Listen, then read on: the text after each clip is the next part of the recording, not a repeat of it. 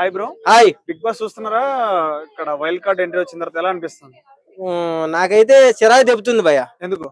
ఎందుకు ఏంటి చెప్పు. ఇప్పుడు ఒక లవ్ ట్రాక్ ను కూడా భూతత్వంలో అంత నీట్ గా, అంటే ఎలా అంటే పెళ్లికి షూట్ తీసుకుని హ్యాపీగా ఉంటే ఎలా ఉంటుందో అలా చూపిస్తున్నారు అక్కడ ఉన్న ఎడిటర్స్.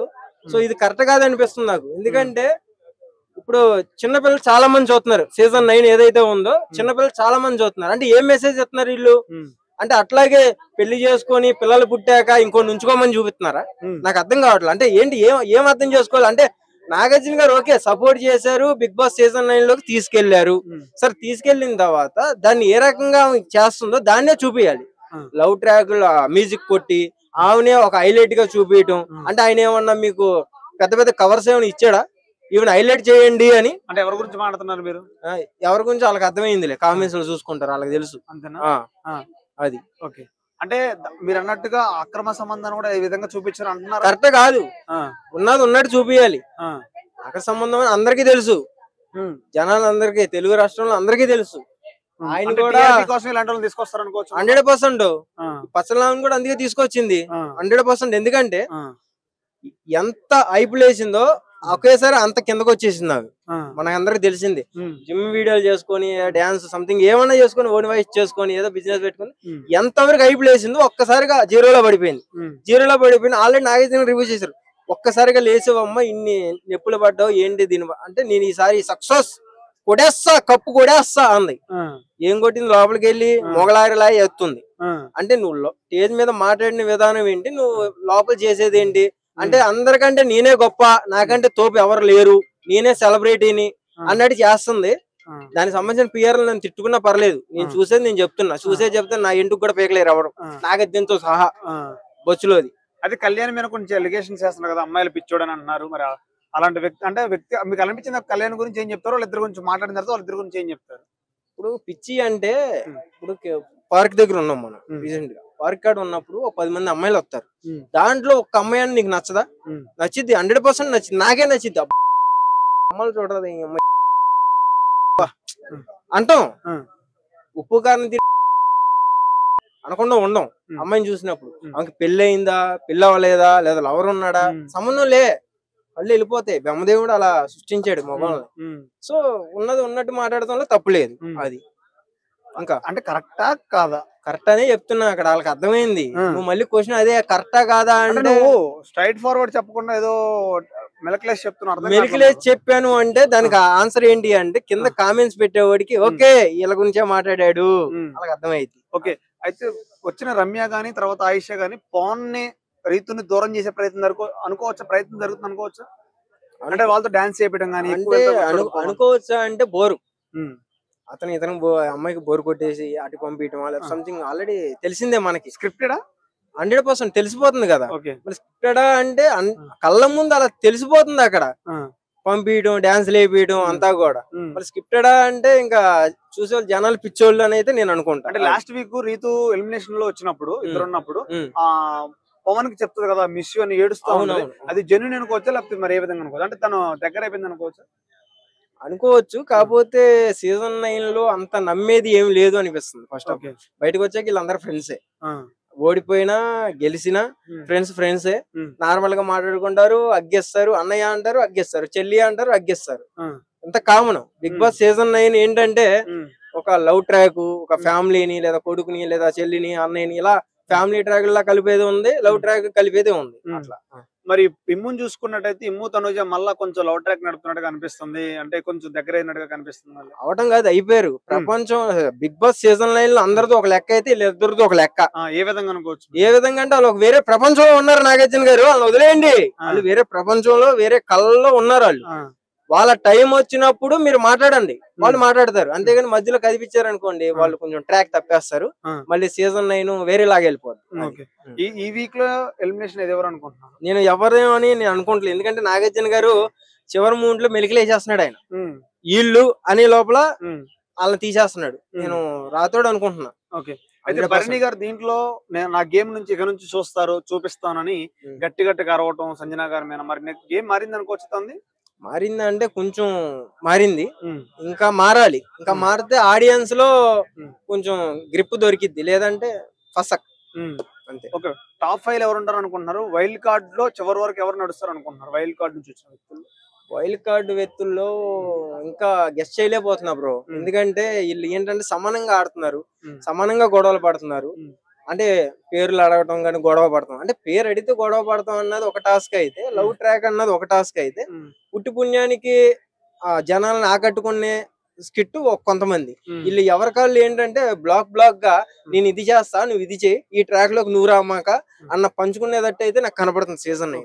లాస్ట్ గా రమ్య గురించి ఏం చెప్తారు చివరికి ఒక మాటలో? అసలు ఇంకా మాటలు సరిపో బ్రో. ఆమె గురించి మాట్లాడాలంటే బుర్ర పాడు. కామెంట్స్ పెట్టుకున్న వాళ్ళు ఆల్రెడీ వేసేస్తారు, నీకు ఆల్రెడీ తెలిసిందే. వేస్ట్, పరమ వేస్ట్, అంతే. పరమ వేస్ట్. వచ్చాక బస్ వచ్చింది, చాలా మంది నువ్వు పరమ వేస్ట్ అంటున్నావు. అవును అంటలా, అంతకు ముందు వాళ్ళ గురించి అంటున్నా. కామెంట్స్ పెట్టేవాళ్ళు ఓకే ఓకే పర్ఫెక్ట్ గా పెట్టండి. అది ఓకే, థ్యాంక్ యూ. గొడవ పడాలి, గొడవ పడితేనే బిగ్ బాస్ సీజన్ 9. ఇప్పుడు నువ్వు కామ్ గా నోట్లో ఏలు పెట్టుకొని అంటే ఏం నడిచిద్ది? నడవదు. అంటే ప్రతి విషయానికి అలా అగ్రెసివ్ అవడం కరెక్ట్ అంటారా? అవ్వాలి. అంటే ఎక్కువసేపు కనపడాలని కాదు, నువ్వు ఉన్నావు, నేను నీతో మాట్లాడుతున్నా, నేను మాట్లాడకుండా నువ్వు మాట్లాడేసావు అనుకో ఎవరికైనా కాలిద్ది. ఎగ్జాంపుల్ అక్కడ జరిగేది అదే. అందుకే ఆమె కోపడటంలో తప్పు లేదు. అది సో ఇప్పుడు మరి మ్యాజిక్ చేసి నా భర్తను తీసుకొస్తారా అని చెప్పి ఒక డైలాగ్ వేసింది. నిజంగా ఎంట్రీ ఇస్తారంటారా దువ్వాడ శ్రీనివాస్ అందులోకి? చెప్పలేము, ఇస్తే ఇవ్వచ్చు. ఎందుకంటే ఏమైనా కవర్లు ఏమైనా ఇవ్వచ్చేమో, చెప్పలేము. సో తనుజ ఇమాన్యుయల్ కామెడీ కొంచెం ఇంతకు ముందున్నట్టుగా లేదు ఆయేషా వచ్చిన తర్వాత. ఎలా అనిపిస్తుంది? అంటే ఆ ట్రాక్ వేరు, ఇమాన్యుయల్ ట్రాక్ వేరు. ఆయన కామెడీ వర్స్. అంటే బిగ్ బాస్ సీజన్ 9 ఎంతమంది సెలబ్రిటీలు వచ్చినా, ఏది చేసినా, ఎన్ని గేమ్స్ పెట్టినా సరే ఆయనది వేరు. ఆయన అసలు పక్కన పెట్టేయండి. ఆయన ఏంటంటే జనాలను ఎలా ఆకట్టుకోవాలి, నేను ఎలా మిమిక్రీ చేయాలి, ఎలా మాట్లాడాలి, ఒక జనాల్లో ఆపరేషన్ తీసుకొస్తున్నాడు ఆయన. చాలా బాగుంది, గేమ్ బాగుంది. సో తనుజాకి బస్ ఎక్కువగా ఉన్నట్టుంది, బయట విన్నర్ అవుతుంది అంటారా? అది మీరు అనుకుంటున్నారు కానీ నాకైతే ఏమనిపిట్లా. ఈసారైనా కామెడియన్స్ కి కప్పు వచ్చే అవకాశం ఉందా? గతంలో చెప్పారు కదా కామెడియన్స్ కి కప్పు రాదని అంటున్నారు కదా, అవినాష్ గాని చాలా మంది చెప్పారు. మరి ఈసారైనా వచ్చే అవకాశం ఉందా కామెడియన్స్ కి? 100% వస్తుంది, రాసి పెట్టుకోండి. ఎవరికి వస్తుందని నేను చెప్పను. ఇప్పటికి ఎలా ఉందో చూస్తారు, దాన్ని మనం ఓవర్ యాక్షన్ గా తీసుకోకూడదు. వాళ్ళు ఏదో ప్రపంచాన్ని ఆకట్టుకోవాలి, ప్రజల్ని ఆకర్షించాలని చెప్పేసి ఒక స్ట్రాటజీ అనుకోవాలా. ఓవర్ యాక్షన్ మనం అనకూడదు. సో అది ఆవిడ రావడమే హై వోల్టేజ్ వచ్చింది, పట్టుకుంటే షాక్ అన్నట్టు వచ్చింది. ఆవిడ అరిచింది, దివ్య మీద అరిచింది, వాళ్ళందరూ అరిచింది. రావడమే ఒక యుద్ధం లాగా ప్రకటించింది అందరి మీద. మీరందరూ ఒక వైపు ఒక వైపు నా భయపడిన అనే విధంగా వచ్చింది ఆవిడ. ఇప్పుడు ఫ్రెండ్లీ మ్యాన్ అనేది ఉండకూడదు బిగ్ బాస్ లో. అన్ని ఉంటేనే, అన్ని మసాలాలు యాడ్ అయితేనే చూడబుద్ది. అంటే అది వాళ్ళ స్ట్రాటజీ. అలా ఉంటే వాళ్ళు ముందుకు వెళ్తున్నారు. కొంతమంది అలా ఉంటే వెళ్ళలేదు కదా. ఇప్పుడు దివ్యాల మాదిరి సైలెంట్ ఉంది అనుకోండి, ఎవరు చూడు. ఇప్పుడు మీరు ఆ క్వశ్చన్ అడగారు ముందు, ఎందుకు ఫైర్ అని చెప్పేసి అడుగుతున్నారంటే ఫైర్ ఉంది కాబట్టి అడుగుతున్నారు. లేదు అసలు కాదు, అది ఏదో ఊరికే నార్మల్ గా పెట్టేది తప్ప ఏం లేదు ఆడ. దివ్యాల మాదిరి లేదు. చూసా ఇందా పవన్ కళ్యాణ్ కూడా సెటర్ వేసాడు, ఏ అంటున్నాడు పక్కన జీవో అన్నట్టు అంటున్నాడు. చూసా ఏం లేదు, ట్రాక్ ఏం లేదు. దివ్యాల మాదిరిగా ట్రాక్ లో పడాలంటే అక్కడ దువ్వాడ శ్రీనివాస్ అయి ఉండాలి ముందు. అక్కడ మళ్ళీ రెండో దువ్వాడ శ్రీనివాస్ ఎవరు రాలేదు, రాబోరు కూడా. అందుకే చెప్తున్నా, ఎవరి వల్ల కాదు. దివ్యాల మాదిరి గారిని ట్రై చేయాలంటే ఎవరి వల్ల కాదు. ఆవిడ పడదు కూడా అసలు ట్రాక్ లో. రమ్య మోక్ష కూడా పడదు. ఆవిడ ఫస్ట్ అంటలేదు వచ్చినమ్మంటే, అందరిలా కాదు నేను తొక్కుతా ఎక్కేస్తా అని చెప్పేసి అంటుంది కదా. ఎందుకు లేదు కామెడీ? ఇమ్మాన్యుయల్ గారు పవన్ తను తక్కువ చేసుకొని అయినా కామెడీకి ఇస్తున్నాడు బాగా. అసలు కామెడీ బిగ్ బాస్ లో పండించేదే ఇమ్మాన్యుయల్ గారు. మరి ఆయన కాకుండా ఎవరు కామెడీ అంత పండలేదని అడిగితే, అదే ఇంకా ఆవిడ మామూలుగా బయట ఉన్నప్పుడైనా ఆవిడ జిమ్ కి వెళ్ళడం ఇవన్నీ వీడియోస్ కదా వచ్చేది బాగా ఇన్స్టాగ్రామ్ లో. సో తను మళ్ళీ అదే డిస్ప్లే చేస్తుంది అక్కడ. అలా చేస్తేనే నన్ను జనాలు చూస్తారు, అలా చేస్తేనే నాకు పెరిగిద్ది ఓటింగ్, అలా అయితే నన్ను ఆకట్టుకున్నట్టు ఉంటది అని చెప్పేసి అంటుంది. అంటే కళ్యాణి పిచ్చోడని, అమ్మాయిలు పిచ్చోడని చెప్పడం జరుగుతుంది కదా, కరెక్ట్ అనుకోవచ్చా మరి? ఇప్పుడు ఆవిడ అన్న మాట ఏంటంటే, తనకేదో డిస్కంఫర్ట్ లో ఉన్న అన్నట్టు ఒక మాట మాట్లాడింది. ఏం మాట్లాడింది? నేను సరే నా జోలికి వస్తే బాగుండదు, తొక్కేస్తానట్టు మాట్లాడింది. అలా మాట్లాడడం తప్పు. సరే నీకు అది నచ్చకపోవచ్చు, పర్సనల్ వెళ్ళి చెప్పాలా. అందరి ముందు నేను నేను తొక్కేస్తా అంటే అది బాగోదు. అవతల తప్పు చేసినప్పుడు నువ్వు తప్పుగా మాట్లాడుతూ తప్పు చెప్పకూడదు.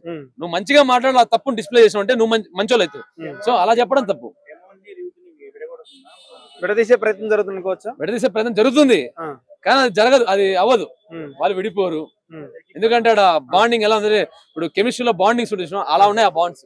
సో ఆ బాండ్స్ ని బ్రేక్ చేయాలంటే కొత్త బాండ్స్ రావాలా. సో అవ్వదు, అయ్యే పని కాదు. సో పర్లేదు, బానే ఉంది బిగ్ బాస్ అయితే. ఏమో చెప్పలేం, వేసుండొచ్చు. కమెడియన్స్ కి కప్పు రాదని చెప్తుంటారు, ఈసారి ఇమానుయల్ కి వచ్చే అవకాశం ఉంది. ఇమానుయల్ కు కప్పు అంటే చెప్పడం జరిగింది కదా. అదే చెప్పడం జరిగింది. ఇమానుయల్ గారు ఏంటంటే మంచి కంటెస్టెంట్, ఆయన కూడా మంచి టాప్ 3 టాప్ 4 కంటెస్టెంట్. కప్పని మనం చెప్పలేం కానీ టైటిల్ కంటెండర్ లో ఆయన కూడా ఒకడు, టైటిల్ రేస్ లో కూడా ఆయన ఒకడు. ఇప్పుడు యాక్చువల్ గా ఏంటంటే ఇప్పుడు తనుజ గారే బిగ్ బాస్ కి కొంచెం మంచి అట్రాక్షన్ అయిపోయారు ఇప్పుడు చెప్పాలంటే. అంటే తను ఉండే విధానం గానీ అన్నిటి గానీ. ఎవరు టార్గెట్ అంటే ఇక్కడ వాళ్ళు ఉండే స్వభావం అది. అంటే బాండింగ్స్ గురించి మాట్లాడింది కదా, బాండింగ్స్ గురించి మాట్లాడము ఇలా చేయడం అదొక స్వభావం. వాళ్ళు టార్గెట్ చేస్తే ఇప్పుడు ఒకటి చెప్తానండి, తనుజ గారు ఆల్రెడీ పీక్స్ లో ఉన్నారు. ఒక మంచి contestant, title Bigg Boss title race లో ఆవిడ ఉన్నారు ఫస్ట్ అంటే మంచి టాప్ కంటెస్టెంట్. ఆవిడని ఏదైనా తక్కువ చేసి టార్గెట్ చేసి మాట్లాడితే ముందు వీళ్ళకి బొక్క పడుతుంది ఫస్ట్, వాళ్ళకి ఏం పడదు. ఎందుకంటే తనుజ గారు ఆల్రెడీ అందరి దగ్గర మంచి పేరు ఉంది. తనుజ గారు కానీ సుమన్ శెట్టి గారు కానీ కొంతమందికి పర్లేదు, అగ్రెసివ్ కొంచెం అగ్రెసివ్. Thank you. హాయ్ అండి. బిగ్ బాస్ చూస్తున్నారండి? నేను బిగ్ బాస్ చూడను, ఎందుకు? నాకు ఇష్టం ఉండదండి. ఎందుకంటే ఆ షో వల్ల ఎవరికి ఎలాంటి ఉపయోగం లేని షో ఏదన్నా ఉందంటే ఇప్పుడున్న పరిస్థితిలో బిగ్ బాస్ ఒకటే. ఎలాంటి ఎథిక్స్ లేదు, మానవత్వం లేదు. సమాజం ఏమైపోతే పోని మనకి రేటింగ్ ఉంటే చాలు, సమాజం ఏమైతే పోని మనకు డబ్బులు వస్తే చాలు అనేటటువంటి నీచ నికృష్టమైన మనస్తత్వంతో ఆ షో నిర్వహిస్తున్నారు. కాబట్టి అలాంటి దరిద్రమైన షోలు నిజంగా వాస్తవంగా ఉండకూడదు.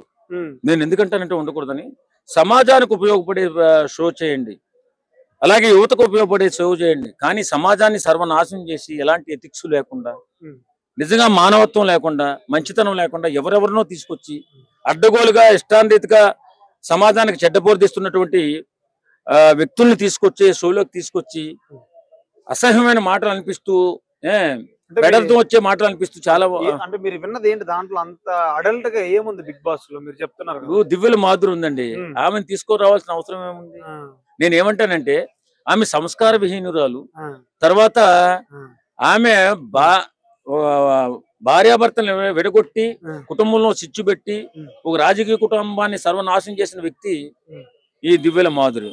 ఇలాంటి ఎథిక్స్ లేనటువంటి వ్యక్తులను తీసుకొచ్చి ఏం సమాజానికి మంచి చేద్దామని వస్తున్నారు. ఇప్పుడు ఎంతో మంది మేధావులు, ఎంతో మంది గొప్ప గొప్ప వ్యక్తులు ఉన్నారు. అలాంటి వాళ్ళని ఎవరైనా తీసుకొచ్చి వారితో సమాజానికి ఉపయోగపడే 4 మాటలు చెప్పిస్తే బాగుంటది. కానీ ఇలాగా విచ్చలవిడి శృంగారం గురించి, విచ్చలవిడి కుసంస్కారం గురించి చెప్పేటటువంటి ఇలాంటి దివ్య మాధురి లాంటి దాని షో తీసుకొచ్చి ఆ షోని భ్రష్టు పెట్టించి సమాజాన్ని చెత్త మార్గంలో నడిపేటటువంటి షో బిగ్ బాస్. ఇలాంటి బిగ్ బాస్ చూడడం వల్ల ఎవరికి ఉపయోగం చెప్పండి? అంటే చాలా మందికి ప్లాట్ఫామ్ లాగా, లైఫ్ లాగా, వాళ్ళ కెరీర్ బిల్ లాగా చెప్తుంటారు చాలా మంది వచ్చి అక్కడికి వెళ్ళొచ్చిన వాళ్ళు కూడా. మరి ఎవరికో 10 మందికి ప్లాట్ఫామ్ కోసం 10 కోట్ల మందిని నాశనం చేస్తున్న షో ఏదైనా ఉందంటే అది బిగ్ బాస్. ఎందుకంటే ఎలాంటి దాన్ని చూసి నేర్చుకునే అవకాశం ఏది లేదు. చెడు మార్గాన్ని, విష సంస్కృతిని సమాజంలో పెంపొందించడానికి తప్ప అది ఎలాంటి దరిద్రమైన షో అంటే నిజంగా చాలా కోపం వస్తుంది ఆ షో చూస్తున్నా. ఎప్పుడన్నా చూస్తే ఒకవేళ ఇలా షో పెడితే ఏందో యొకిలి చేష్టలు, ఎర్రి నవ్వులు, పిచ్చి మాటలు, అనవసరంగా నిష్కారణంగా గొడవలు పెట్టుకోవడాలు, వెతిక్సులైన మనుషుల్ని అందులో తీసుకొచ్చి పెట్టడాలు షో అంతే. ఇప్పుడు ఇలాంటి షోలు సమాజానికి ఉపయోగపడేలాగా ఉండాలి. సమాజంలో విష సంస్కృతికి బీజాలు వేసి సమాజం నాశనం అవుతుంటే వెర్రి నవ్వులు నవ్వేటటువంటి షోలా ఉందో తప్ప బిగ్ బాస్ నిజంగా ఇలాంటి షోలు మన తెలుగు రాష్ట్రాల్లో ఉండకూడదు. తెలుగు యువత జీవితాలు నాశనం అవుతాయని నేను అనుకుంటాను. Thank you. Thank you.